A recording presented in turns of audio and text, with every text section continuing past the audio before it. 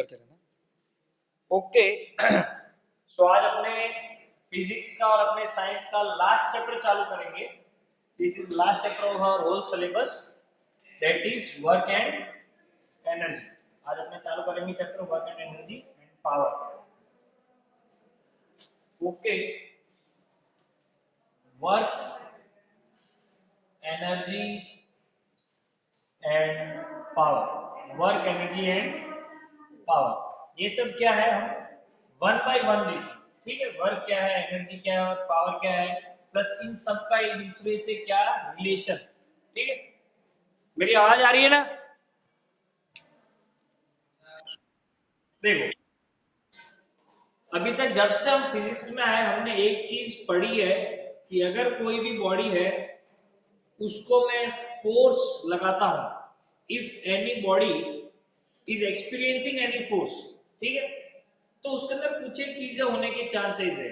या तो वो रेस्ट से मोशन में आ जाएगी, या फिर उसकी क्या चेंज हो जाएगी, डायरेक्शन चेंज हो जाएगी, या फिर उसकी वेलोसिटी चेंज हो जाएगी, या फिर ये फोर्स उसको मोशन टू रेस्ट भी ला सकता है।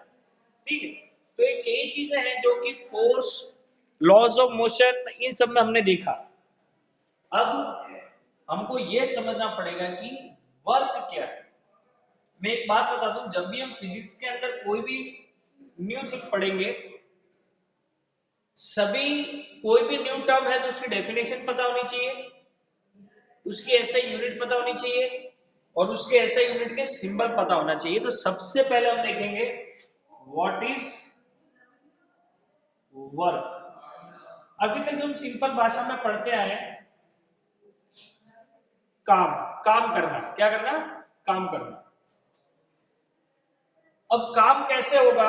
For example there is any vehicle, ये कोई व्हीकल है, ठीक है, अगर मैं इसको पुश करता हूं, मैं इसको पुश करता हूं, तो कुछ समय के बाद ये व्हीकल इधर आ गया, यस और no?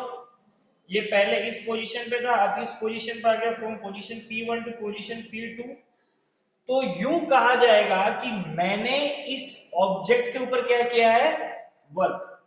This body, this body has done some work on this body. समझ में आया, यस और no?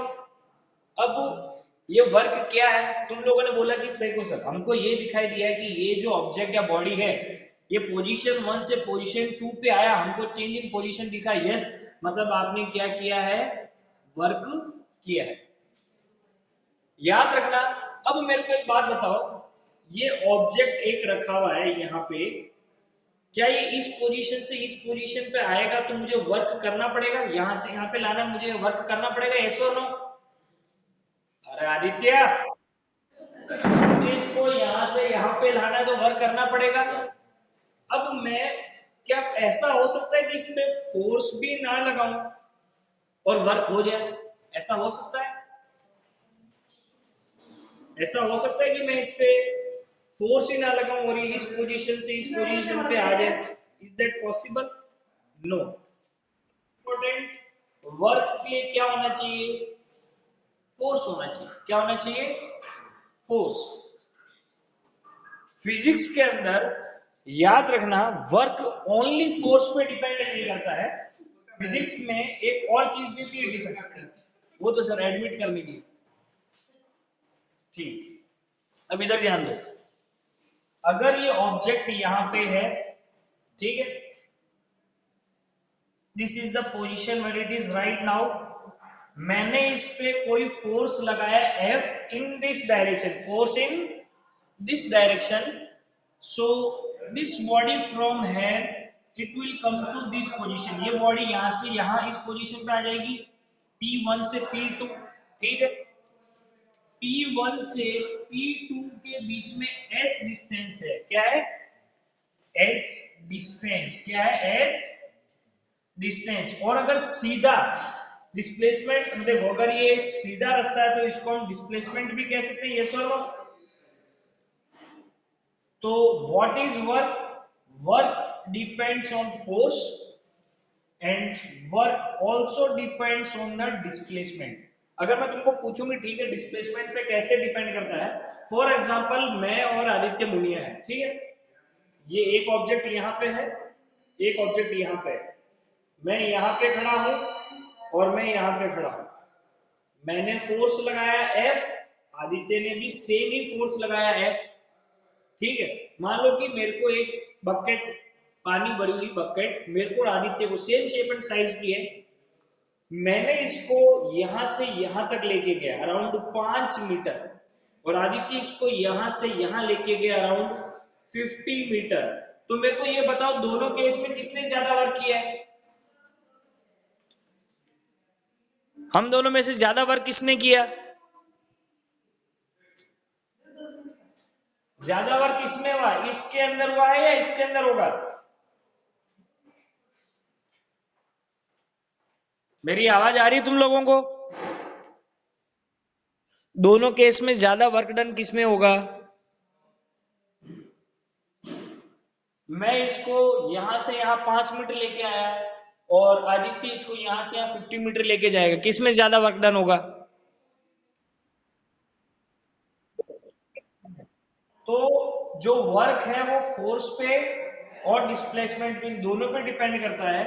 So what is work, work equals to force into displacement, समझ में आया, this is the formula for work, what is work, work equals to force into displacement, समझ में आ रहा है कि नहीं, यस और नो, वर्क है work equals to force into displacement. अब हम इसकी डेफिनेशन देखेंगे, इसकी क्या क्या वैल्यूज पॉसिबल है, इसकी यूनिट्स देखेंगे, very important,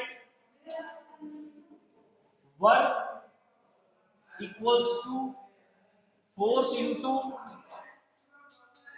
displacement, very important, बहुत जगह पर डिस्प्लेसमेंट की बजाय अगर डिस्टेंस भी वर्ड यूज करें तो तुम्हें घबराना नहीं, work equals to F into S या फिर एफ डॉट एस भी कह सकते हो, what is work, work equal force into distance, समझ में आया, very important, work is a scalar quantity, work एक स्केलर क्वांटिटी है, वेक्टर क्वांटिटी नहीं, इसका डायरेक्शन से कोई लेना देना नहीं है, very important, what is unit of work, work की यूनिट क्या है, unit of work is joule, unit of work is joule, and symbol, symbol for unit, इसकी यूनिट के लिए सिंबल है जे, क्या है, जे, जूल की बजाय जे लिखेंगे, जैसे कि मान लो फॉर एग्जांपल मेरे को यहां से लेकर यहां तक बॉडी लेके गया, मेरे को 50 जे लगा, मतलब 50 जूल वर्क मेरे को करना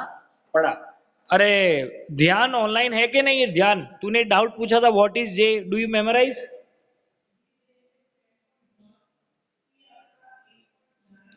ठीक है, ओके, इधर ध्यान दो,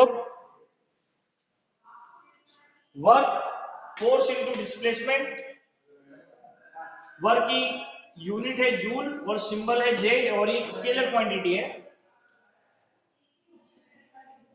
work equals to force into displacement, work की यूनिट है जूल इक्वल्स टू फोर्स की यूनिट है न्यूटन, डिस्प्लेसमेंट की यूनिट है metre, joule equals to newton metre, समझ में आया कि नहीं, जूल न्यूटन मीटर के बराबर है। अब अगर कोई क्वेश्चन पूछे what is 1 joule, 1 joule work क्या है, व्हाट इज 1 जूल, अगर फोर्स भी 1 है और डिस्टेंस भी 1 है तो 1 into 1, वर्क 1 आ गया, यस और no, so what is 1 joule, when 1 Newton force displaces any body 1 meter, then that work done on that body is called as 1 joule, मतलब मान लो ये मेरी कोई भी बॉडी, मैंने इस पे फोर्स लगाया 1 जूल, सॉरी, मैंने इस पे फोर्स लगाया 1 न्यूटन और ये यहां से यहां डिस्प्लेस हो गई, कितना distance, 1 metre, when 1 Newton force creates a displacement of 1 meter, then 1 joule of work is done, got it, yes और नो? ये है डेफिनेशन। ऑनलाइन समझ में आ रहा है कि नहीं? और ऑफलाइन है कि नहीं? Offline? Yes sir. Okay, so what is 1 joule? Very important. When 1 Newton force creates a displacement of 1 meter, then that body is said to be doing 1 joule work. समझ में आया? यस और नो? अब एक चीज बहुत इंपॉर्टेंट है, उसको तुम्हें समझना पड़ेगा। फिजिक्स की भाषा में जो वर्क है और अभी तक जो हम वर्क कर रहे हैं उसमें छोटा सा डिफरेंस है। मैं तुमको 2 एग्जांपल्स दूंगा। क्या दूंगा? 2 to 3 एग्जांपल्स। ठीक है? For example let's take 3 cases. मैंने 10 न्यूटन फोर्स लगाया और ये ऑब्जेक्ट यहां से यहां 20 मीटर चला गया। ठीक है? अब यहाँ पे एक बहुत हैवी स्टोन है। मैं, आदित्य, 3-4 और बच्चे लगे हुए इसको पुश कर रहे हैं, फुल जोर लगा रहे हैं। मेरे को एक बात बताओ, ये बिल्कुल भी मूव नहीं किया क्यों? ये बहुत हैवी है। लेकिन एक मेरे को बात बताओ, अगर मैं किसी वॉल को या रॉक को 15-20 मिनट पुश करता रहूंगा, मैं थकूंगा या नहीं? पहले ये बताओ, मैं थकूंगा या नहीं जब मैं पुश करूंगा तब?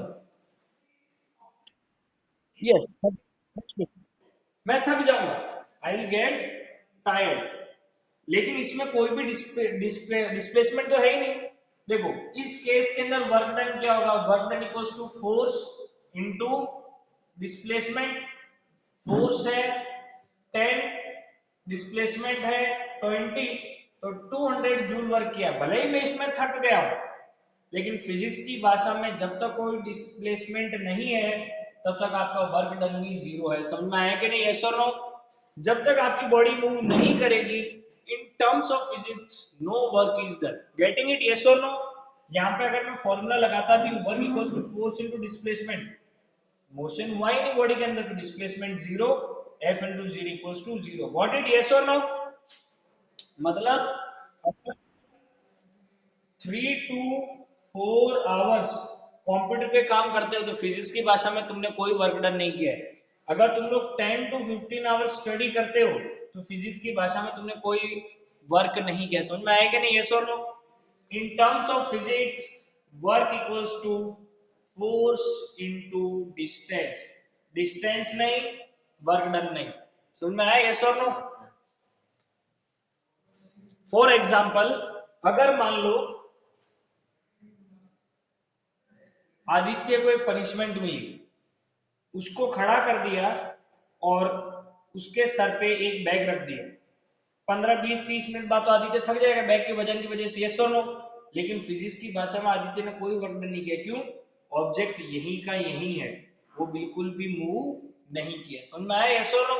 These are the things we must know. Online समझ में आ रहा है? अब अभी मैंने बोला कि वर्क एक स्केलर क्वांटिटी है, लेकिन जब तुम न्यूमेरिकल सॉल्व करोगे तो तुमको वर्क पॉजिटिव आंसर भी आएगा, वर्क नेगेटिव भी आएगा और वर्क 0 भी आएगा। कौन कौन से केसेस में ये सारी चीजें होगी वो अभी हम देखेंगे। When is work 0, when is work positive. अब तुम बोलोगे सर आप तो बोल रहे हो स्केलर है, पॉजिटिव कैसे है? डोंट वरी, वर्क पॉजिटिव है नेगेटिव, वो सिर्फ और सिर्फ हमें एक इंफॉर्मेशन देते। इधर ध्यान दो, एक ऑब्जेक्ट है, इस डायरेक्शन में डिस्प्लेसमेंट एक वेक्टर क्वांटिटी है। मतलब अगर ऑब्जेक्ट इधर जाएगा तो मुझे पॉजिटिव लेना पड़ेगा, ऑब्जेक्ट इधर जाएगा तो मुझे नेगेटिव लेना पड़ेगा। यस और नो? आदित्य कहां बाहर देख रहा है? और मैं इस पे फोर्स लगाऊंगा, फोर्स भी एक वेक्टर क्वांटिटी है। मतलब फोर्स की डायरेक्शन भी चेंज करोगे तो एक तरफ फोर्स पॉजिटिव होगा और एक तरफ फोर्स नेगेटिव होगा, यस और नो? मैंने किया। अब हम देखेंगे कि वर्क पॉजिटिव कब होता है।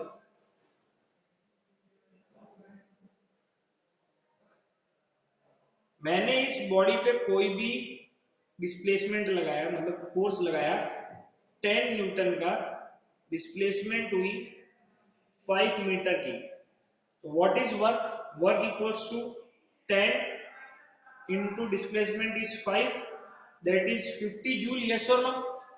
वर्क पॉजिटिव में आया, यस और नो? और अगर मैं इस डायरेक्शन को नेगेटिव लेता हूं तो यहाँ -10 न्यूटन होता और डिस्प्लेसमेंट -5 मीटर होता। माइनस माइनस में प्लस करते तो तुम्हारा आंसर पॉजिटिव में आता, माइनस इंटू माइनस पॉजिटिव। सो अगर वर्क डन पॉजिटिव आया, इसका मतलब क्या है? Very important, very very important. इसका मतलब क्या है? आपके डिस्प्लेसमेंट की डायरेक्शन और आपके फोर्स की डायरेक्शन सेम है। गॉट इट, यस और no? When is work positive? Work is positive when your direction of force and direction of displacement is same. Got it? Online समझ में आ रहा है क्या नहीं? अब है कि वर्क नेगेटिव कब होगा? Just opposite. अगर मैं किसी बॉडी पे फोर्स इस डायरेक्शन में लगाता हूं और उसका डिस्प्लेसमेंट इस डायरेक्शन में हो रहा है, तो मेरा वर्क डन क्या आएगा? नेगेटिव। कैसे? What is work? Work equals to force into displacement. अगर मैं ये डायरेक्शन पॉजिटिव लेता हूं तो ये डायरेक्शन क्या होगी? नेगेटिव। प्लस माइनस क्या होगा? माइनस, यस और no? So this will come negative. अगर आपका वर्क डन नेगेटिव आ रहा है, इसका मतलब यही है कि आप बॉडी पे जिस डायरेक्शन में फोर्स लगा रहे हो उसकी डिस्प्लेसमेंट ओरिजिनली उसके ऑपोजिट डायरेक्शन में हो रही है। इसका सबसे बढ़िया एग्जांपल मैं बताता हूँ। बेस्ट एग्जांपल इज दैट, अगर कोई व्हीकल है, ठीक है आदित्य, अगर कोई व्हीकल है तो फ्रिक्शनल फोर्स इस डायरेक्शन में लगेगा। मान लो कि मैं इस गाड़ी इधर लेके जा रहा हूँ, मेरी गाड़ी इस डायरेक्शन में जा रही है, तो फ्रिक्शनल फोर्स इस डायरेक्शन में लगेगा, यस और नो? अब मैंने यहाँ ब्रेक्स मारे, जैसे ही ब्रेक मारूंगा फ्रिक्शनल फोर्स लगना चालू हो जाएगा, यस और नो? फोर्स लग रहा है इधर, मेरी गाड़ी यहां से जाके रुकेगी इधर, डिस्प्लेसमेंट इस डायरेक्शन में हुआ और फोर्स इस डायरेक्शन में लगा, तो मेरा वर्क डन क्या आएगा? नेगेटिव। मतलब फ्रिक्शनल फोर्स मुझे इधर रोकना चाहता था, लेकिन ब्रेक मारने के बाद मेरी गाड़ी थोड़ी सी इधर गई। समझ में आया कि नहीं? यस और नो ऑनलाइन? अरे ऑनलाइन समझ में आ रहा है कि नहीं? ये तो हमने पढ़ा कि वर्क पॉजिटिव कब होगा और वर्क नेगेटिव कब होगा। अब ऐसे भी केसेस पॉसिबल है कि जब वर्क डन जीरो होगा, when the work done will be zero. कब? What is work? Work equals to force into displacement, yes और नो? अगर आपकी कोई भी बॉडी है, अगर आप उस पर फोर्स नहीं लगाते हो तो आपका वर्क डन क्या हो जाएगा? जीरो। समझ में आया कि नहीं? देखो, what is force? Work done force into displacement. अगर फोर्स जीरो हो गया तो displacement zero, sorry work done zero हो जाएगा, यस और नो? एक तो अगर आपका फोर्स नहीं है तो वर्क डन नहीं होगा, और एक अगर आप फोर्स लगा भी देते हो और आपकी बॉडी का डिस्प्लेसमेंट नहीं हो रहा, वो खिसक ही नहीं है, that is displacement is zero, तो भी आपका वर्क डन जीरो होगा। समझ में आया कि नहीं? यस और नो? वर्क डन कौन से दो केसेस में जीरो है? एक तो फोर्स इक्वल्स टू जीरो हो या फिर डिस्प्लेसमेंट इक्वल्स टू जीरो, तो आपका वर्क डन जीरो आएगा। समझ में आया? Very important. एक चीज तुम्हें ध्यान रखनी होगी, one special case is there, आपका डिस्प्लेसमेंट भी है, आपका फोर्स भी है, फिर भी आपका वर्क डन जीरो आएगा। एक केस ऐसा भी है, कौन सा? इधर ध्यान दो। अब इसका रीजन क्या है? वो रीजन तुम्हें 10th स्टैंडर्ड में समझ में आएगा। अगर कोई बॉडी है, ठीक है आदित्य, अब उसका डिस्प्लेसमेंट है इधर, और अगर फोर्स इस डायरेक्शन में लग रहा है और डिस्प्लेसमेंट उस डायरेक्शन में, मतलब अगर फोर्स और डिस्प्लेसमेंट के बीच का एंगल कितना है? 90 डिग्री एंगल है तो आपका वर्क डन क्या होगा फिजिक्स की भाषा में? 0। समझ में आ रहा है कि नहीं? मान लो ये मेरा डिस्प्लेसमेंट है, मेरा फोर्स इधर या फिर इधर लग रहा है, बीच में एंगल कितना हुआ 90, तो मेरा वर्क डन क्या आएगा? 0। क्या?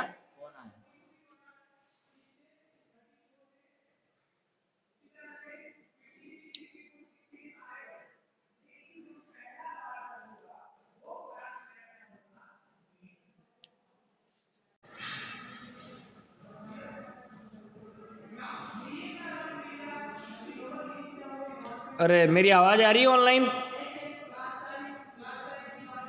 Yes sir. एक इसका मैं एग्जांपल देता हूं। मान लो कोई कुली है, कुली, ठीक है, कुली ने वेट उठाया, यस और नो? ग्रेविटेशनल फोर्स किधर लग रहा है? नीचे की तरफ। और अगर कुली जा रहा है इस तरफ, डिस्टेंस है, डिस्प्लेसमेंट इस तरफ है, तो ग्रेविटी का फोर्स तो इधर है और डिस्प्लेसमेंट इधर। वर्क ड्यू टू ग्रेविटी इस केस में क्या होगा? 0। क्यों? डिस्प्लेसमेंट और फोर्स के बीच का एंगल कितना है? 90। एक और इसका एग्जांपल है, सन है, सन और अर्थ। अर्थ सन के चारों तरफ क्या करती है? रिवॉल्व करती है। ये अपनी earth due to gravitational force, centripetal force, इधर अट्रैक्टेड है, लेकिन वो तो ऐसे गोल गोल घूमती है, तो इसका डिस्प्लेसमेंट किस डायरेक्शन में है? यस और नो? अब देखो, इस फोर्स और डिस्प्लेसमेंट के बीच में एंगल कितना है? 90। तो आपका वर्क डन इस केस में क्या होगा? 0। समझ में आया ऑनलाइन? यस और नो?